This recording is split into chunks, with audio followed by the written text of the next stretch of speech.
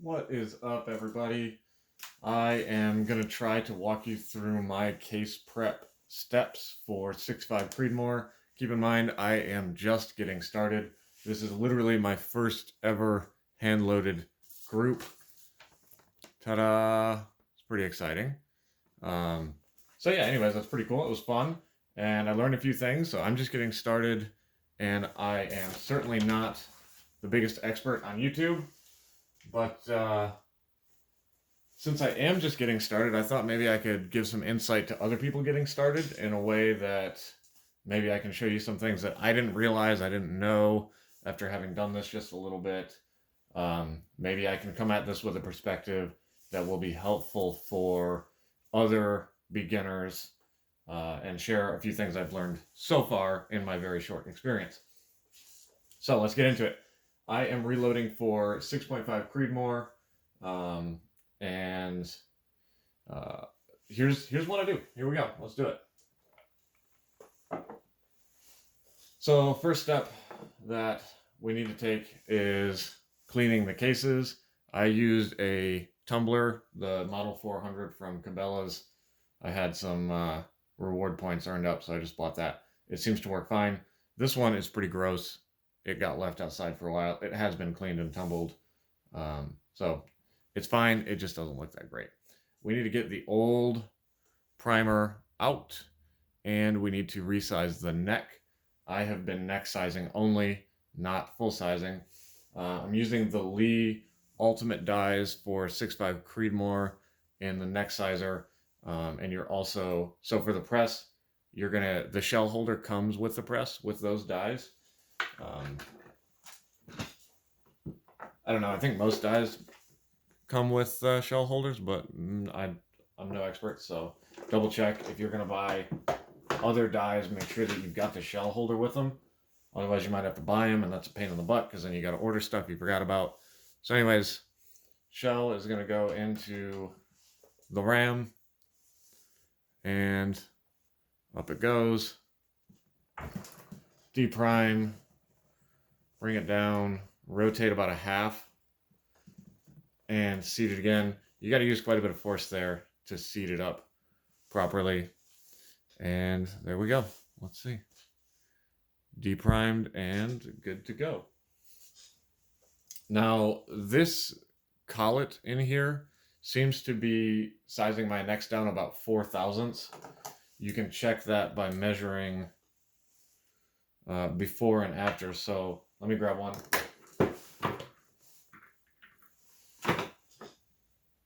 This row over here has already been prepped. Oh, you can't see them, whatever. Okay, so here's one that's been fire formed. Let's measure the neck size here. Boom, we'll zero that out. And then this should be about 4 smaller. It's a little bit of variance, but we'll see. 3 thousandths smaller after being pressed. Now, I could probably seat this again and press it harder. The harder you force into that collet, it seems there's a little bit of change. Like you can go from 3 thou to 4 thou, but that's fine. 3 thou's fine with me. So we know that it's smaller, and it has been deprimed. So we're gonna trim the neck down using the Lee ball cutter. I didn't realize this. I thought when I bought this, I thought you just screw in the case length gauge. So you need the ball cutter and the case length gauge for whatever cartridge you're using. I thought you just screw this in and it would like be set, but it's got. You see that? See right here? It's got some like space there. You can choose how far to screw this in or out, which will set the total length. So you got to kind of creep up on it. Don't make my mistake. I ruined a couple cases by I thought that I just screwed it in and it would be good. It's not. You have to like kind of trim your way up and measure as you go. This has already been set. So we're going to just kind of run it through for a second. Supposedly, according to the package, it'll trim from 1.9 to 1.920. I've had a little trouble getting it to really dial in, to be completely honest with you. I don't know. I just probably haven't set it up perfectly yet. Like I said, I'm still learning. 1.913. I was trying to do 912 on most of my other ones, so take a little more off there. And it's kind of spinning freely now. Let's see. Did it trim me down? 911. It's probably fine. We'll call that good.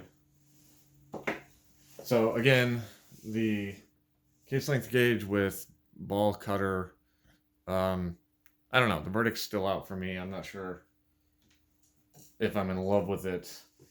It's simple, and it seems to work most of the time, but once in a while it gives me a weird trim, and I don't know if that's my fault or the tool's fault. Probably mine. So after the neck's been trimmed, I'm gonna chamfer it out. I think this was the Hornady tool. Yeah, this is the Hornady Deluxe. I don't know if it's particularly deluxe. It's just a hunk of metal, but whatever. Just run it through a couple times on the outside. Run it a couple times around the inside. I haven't been going too crazy with it, and it seems to work just fine. So just kind of feel the edges. Feels good to me. Sweet. And then we need to take care of the primer pocket. I have had a little bit of trouble getting some primers to seat, so I ordered the large primer pocket Reamer. This is the Lyman one, pretty cheap. Just run this through. Try to keep it square. You don't want to like cant it off at an angle and start gouging sides of the primer pocket. So kind of run it through nice and square. It should be doing work on the outside edge here, not necessarily on the bottom. So next up is the primer pocket cleaner. I don't know if I even have the little box this came in. I think this one was from Lee. Again, if you look at it, it doesn't really have a blade. It's just kind of flat and rounded. It just gets in there and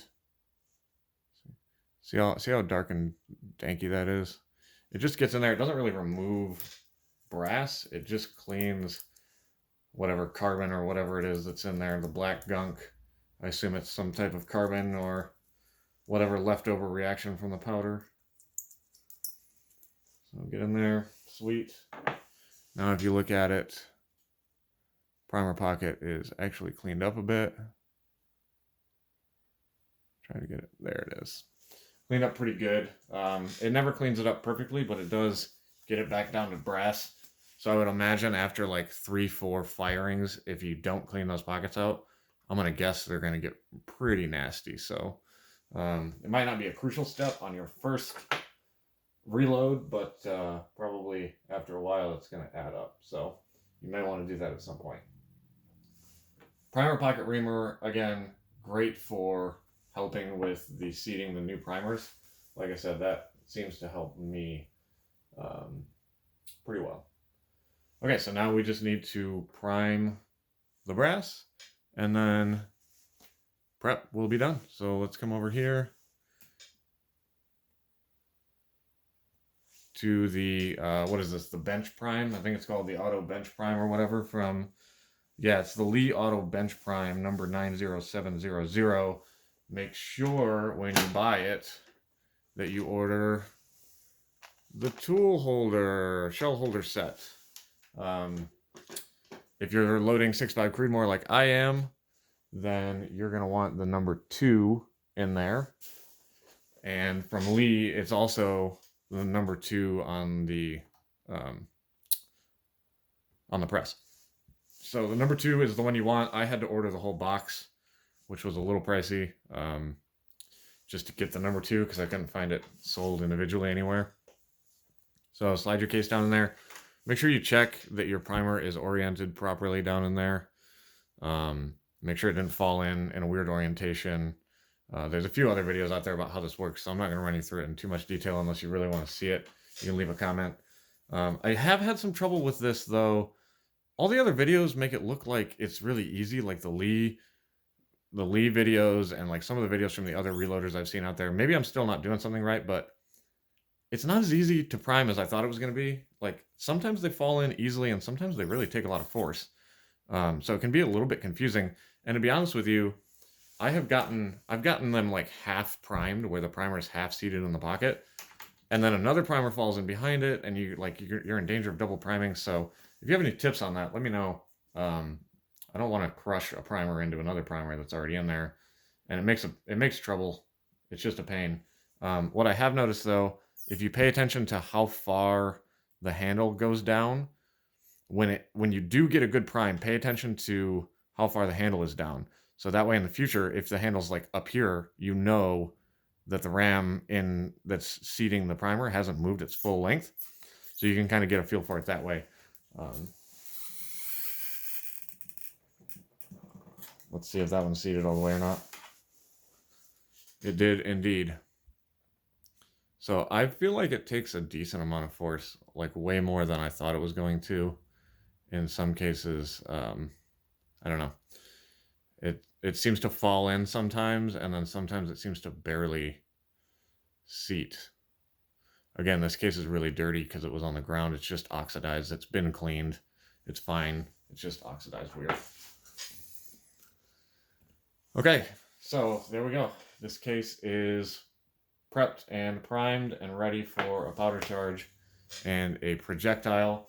I need to finish testing my loads. I'm working my way from 36.6 grains of long rifle up to 39 grains of long rifle in batches of 5.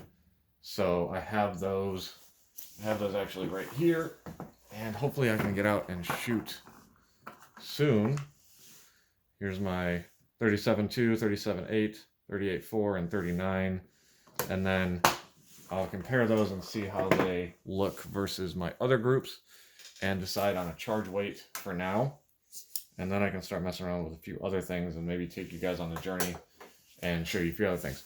So if you're interested and you want to know more from a beginner's perspective about what I bought, what I'm using, what has worked, what hasn't worked, all of my reloading stuff, including bullets and powder, was about $400 to $500.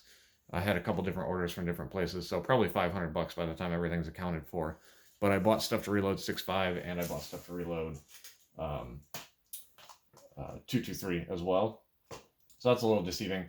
I think you could easily get away with it for $400 or less if you're patient and you look around. If you're just reloading for 6.5, $400 or less should get you a decent amount of precision reloading stuff. I mean, I don't have a neck turner and like a brass annealer or stuff like that. So I'm missing a few things in terms of like real precision work, but I think we're getting to a level that's way better than what you're going to get out of the store. Probably better than what you're going to get out of most of the factory match ammo. And, you know, again, for $400, that includes powder, projectiles, all of your setup gear. If you want to know more about like a list of gear, if you're getting started and you want a list of gear, let me know, because that was a little intimidating for me. It was hard to, I kept thinking I was forgetting something or that I was missing something. So if you want a full list of gear and what you should get and where you should get it from, let me know. I'd be happy to drop that. So I'll make another video soon if y'all want to see seating the bullets, charging the case, seating the bullet, and then maybe some shooting. But that's case prep for 6.5 Creedmoor from a beginner to beginners, hopefully. And if you know more than I do, leave a comment, help other people out, leave some tips, and we'll see you soon.